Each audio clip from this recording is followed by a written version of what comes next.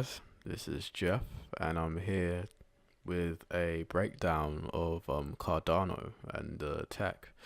It's what you asked for in the group chat, so those of you in the group chat that voted for this video is for you, and anyone else who wants to check out Cardano and get some analysis on it. So yeah, let's get stuck into it. Actually, before we start, I'm gonna let you know this video might be a bit long. We'll see how it goes, but it's split into two parts. One part is the basically just looking at the tech, looking at the team, looking at what Cardano actually is and how it works, and then the second part will be the technical analysis, so price analysis, looking at where you might want to get in if you were looking at buying this coin, well, where I would be looking to get in if I was going to buy this coin, which I might do actually, but we shall see. Let's take a look at this. So yeah, an overview. What is Cardano? It's a platform for decentralized applications. It is open source as well, so that means anyone can contribute to the Cardano blockchain. What problem does it solve? It solves a problem that comes with centralized applications. So one central point of attack if a hacker was trying to hack it, people taking control of your data and things like that. It also solves the issue of balancing privacy and regulation in decentralized apps, which is actually a problem with a lot of other cryptocurrencies, where they're trying to balance the basically not having too much regulation on it, and at the same time allowing people to keep the privacy. It's a hard thing to do, but Cardano are taking it head on. So are there any similar cryptocurrencies? Yes, Ethereum, of course, and Neo and Stratis as well, which are platforms for decentralized applications. So what makes it different? It's coded mainly in Haskell, a simple, easier to manage coding language. It's very functional, so if you wanted to add to it, as I said before, it's open source, so yeah, it does, anyone can contribute, and if you're basically presenting this to a company and you tell them you can add to it through Haskell, then they're going to be more open to it. The structure, it has so basically it, instead of being built like traditional blockchains, it's built on layers. One of the first layer, the base of it, is a settlement layer, which keeps track of transactions and the cryptocurrencies and the coins that are staked. So that controls everything to do with the coin, ADA. And on top of that, it's a control layer, which is where you build the decentralized applications. So let's take a look at it here. As you can see, so just a visual for you so you understand. So at the bottom, you've got the settlement layer. This is where all the cryptocurrencies are held, and on top of that is where all the smart contracts and the decentralized applications are built on top of, and they're linked together. So yeah, everything on top here is rooted in here, and yeah, so they also have a treasury system, which basically allows people to hold their coins and earn coins through minting. So it's basically part of their proof of stake protocol, which is something that Ethereum are looking into, but Cardano does it in a very different way. So yeah, minting is basically you hold onto your coins and you hold them in this treasury and you earn coins whilst doing that. Is also their way of verifying transactions, as opposed to proof of work. And yeah, so it's governed by whoever owns the coin, so everyone who's a participant has a say. And the protocol is backed by provable mathematics, which has been peer reviewed, which is another thing that makes them stand out. The maths is there to prove that everything is secure and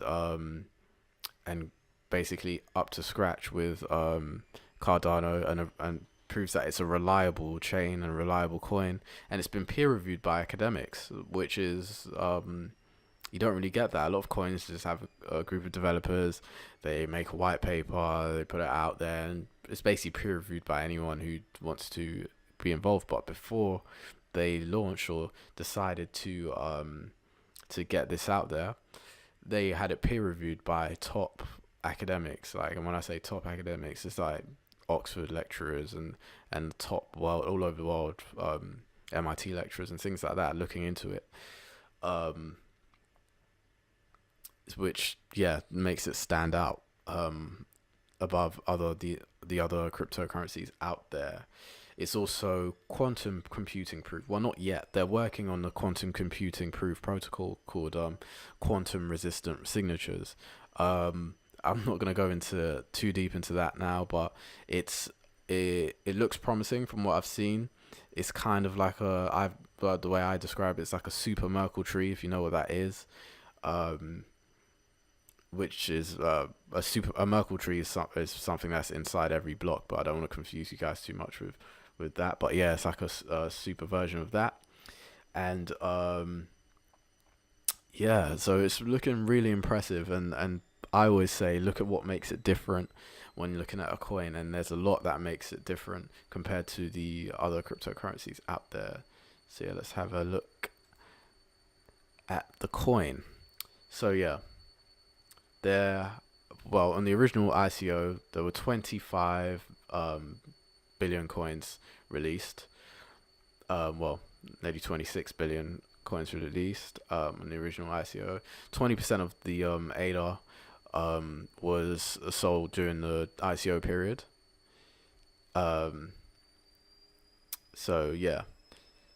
And were generated and distributed to 3 entities of the Cardano ecosystem. So that's these guys. These are the guys that are working on it at the moment. People who've been working on Ethereum Classic, IOHK, and the Cardano Foundation and Emergo. The total supply cap is 45 billion. So yeah, that's a lot, but it's a lot of coins, but I think the proof of stake is balanced by the proof of stake and minting basically protocol, because that doesn't force people, but incentivizes for people to hold onto their coins, so there are less coins in circulation, and so that will put the value of the coin up as well. Well, should do in theory. There's no minimum stake. So as I mentioned, Ethereum are doing proof of stake as well, but they're looking to have a minimum stake. So only certain people with a certain amount of money can basically mine, essentially. But with Cardano, anyone who has any amount of coins can participate in the minting process and the proof of stake process. So again, proof of stake is when you hold on to coins, and that gives you more, traditionally it gives you more mining power. But with Cardano, it gives you minting power, which is basically like dividends. You hold on to the coins and you earn back interest on that coin in a way. Currently, the coin's listed on Bittrex and Binance. I think it's on a few other exchanges, but they look dodgy to me, so I wasn't really going to mention them to you guys. But you can have a look on coinmarketcap.com. It will tell you what exchanges it's listed at. Moving on.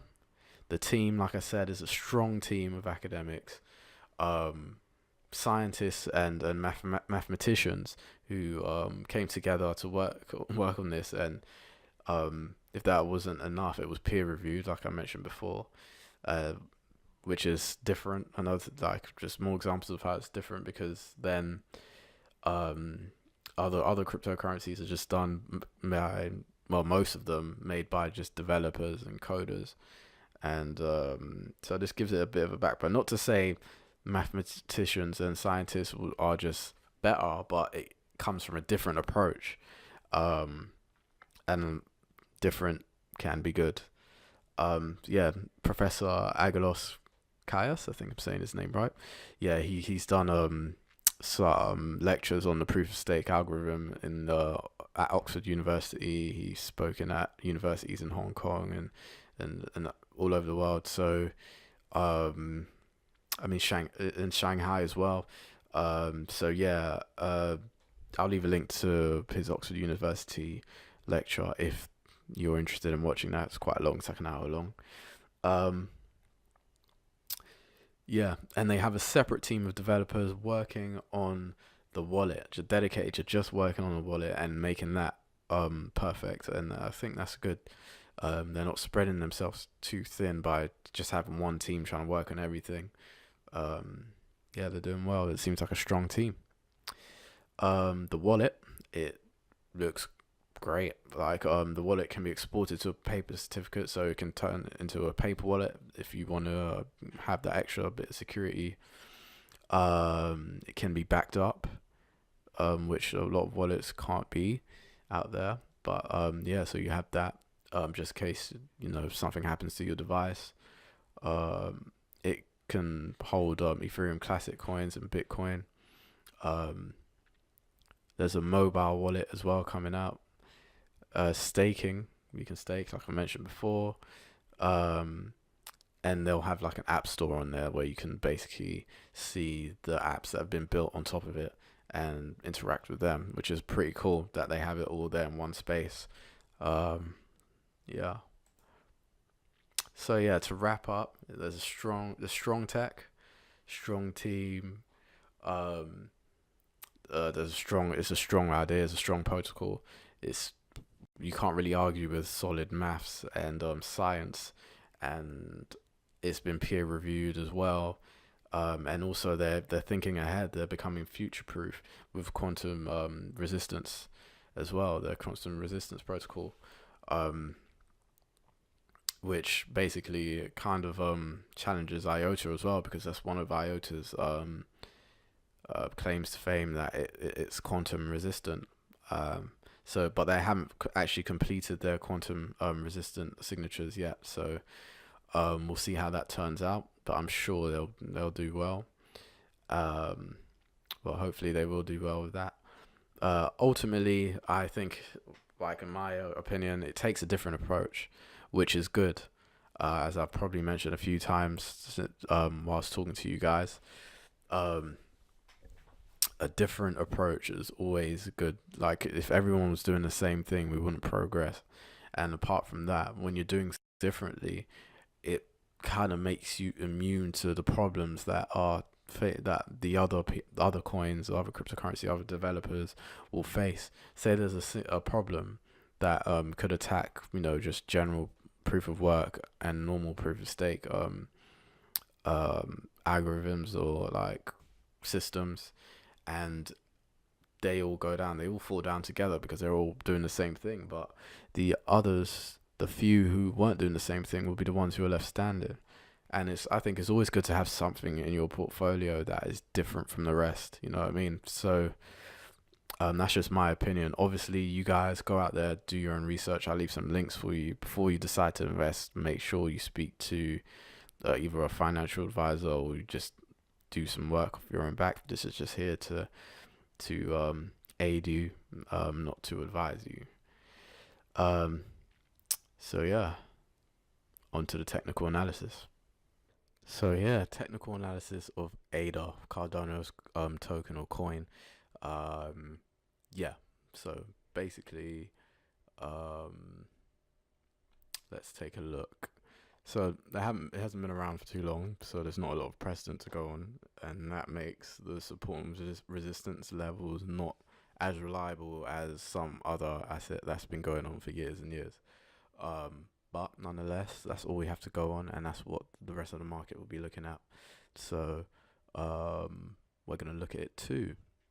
If you don't know what support and resistance is, or Fibonacci levels, I've made videos explaining it, called Technical Analysis for Beginners. I'll leave a link for it in the description so you guys can check it out. So yeah, let's take a look. So let's get a fib out.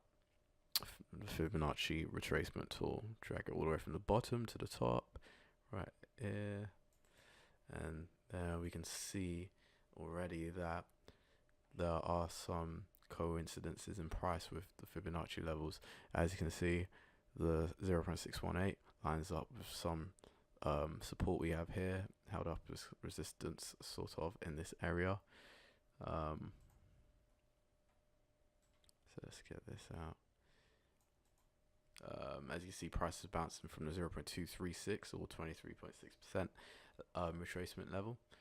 Let's highlight that as well. And we've got 50% level. You can kind of argue that this sort of area holds some strength, that just because price got here at one point and bounced down, and also the fact that it's just a 50% retracement level. So you could look at that. But way down here we have this super juicy level, 0.0000598 or 6. Yeah, if price got to here, I'd be thinking about buying because that is a bargain. But will price get there? It's got a lot of traffic to get through. Right now it's getting rejected by the 0.236 level. It's finding it hard to get through, even though it's a very bearish day today, which shows there were a lot of orders or buy orders around here. Price is struggling. Let's see if there's more bears than more bulls than bears, or bears than bulls. But yeah, these are the levels that you might think about getting in a buy position at. It's totally up to you. You've got to use this in conjunction with your own analysis of everything.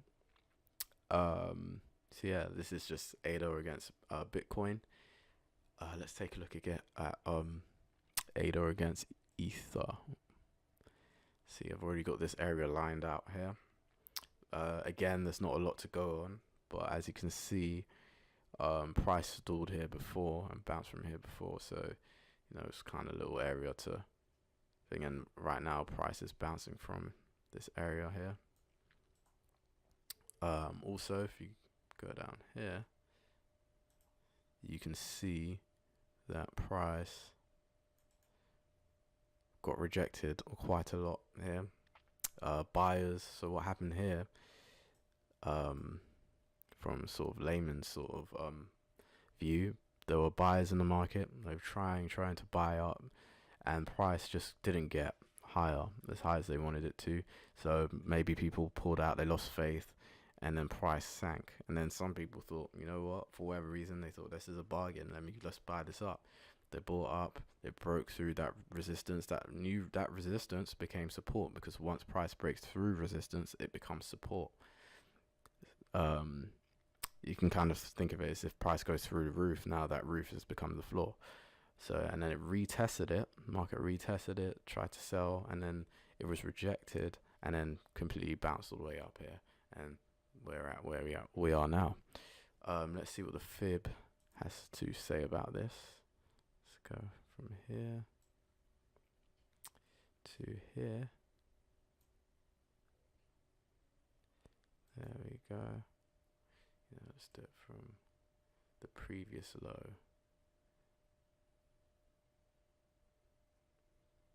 There we go. So you can see it's lined up with some Fibonacci levels as well. So if price got to here, that'd be a great place to buy from. That's where I would buy from, but obviously it's down to you where you decide to buy from. Essentially that's it. The technical analysis for this is pretty simple, because like I said, there's not a lot of data to go on, and so things like indicators and stuff like that wouldn't be as reliable, or depending on which indicator, but they wouldn't be that reliable because they haven't got too much data to go on. But price action is price. It's just where people look to buy and sell, and that is probably going to be more reliable than anything, in my opinion. I hope this was clear, and I hope you understood. But yeah, thanks for watching. If you enjoyed this video, please like, share it, subscribe if you haven't already. If you hate this video for whatever reason, feel free to dislike. Leave a comment and say why you disliked it, and maybe I can improve. So yeah, thanks for watching, and I'll see you next time.